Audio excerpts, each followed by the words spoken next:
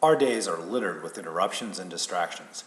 These time bandits and productivity saboteurs can be really categorized into three specific areas: you, them, and it. Let's start with you. How do you cause yourself interruptions and distractions? Well, most people in modern working environments flit about between tasks and email and the internet and the phone and other people all day long. Constantly switching from one thing to the next is really not very productive. You're getting a lot of activity involved, but there's not a lot of productivity. What has to happen is we need to quiet down and increase our focus on one thing at a time. The best way to do that I've ever found is to simply sit at your desk as quietly as you can. Remove things from your view, turn off your monitor even. Just let your brain slow down for a minute.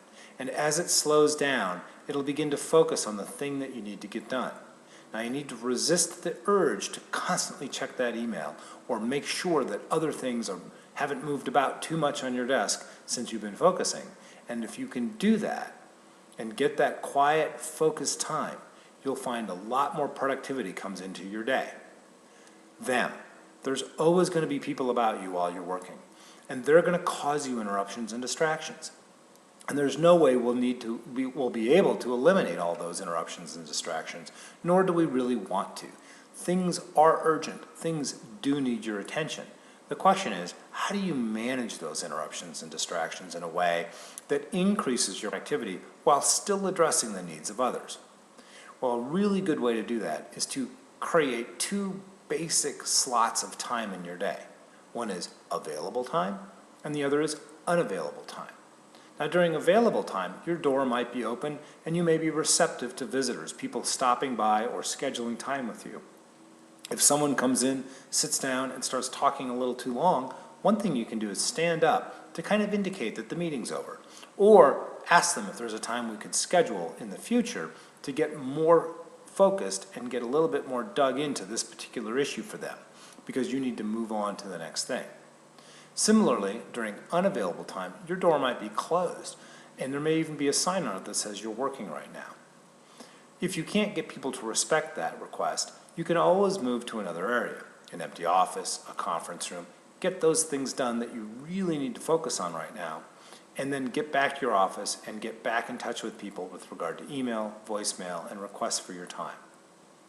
Finally, let's look at it. And by it, what I mean is technology. Technology is littered with alarms and alerts that really don't need to be there.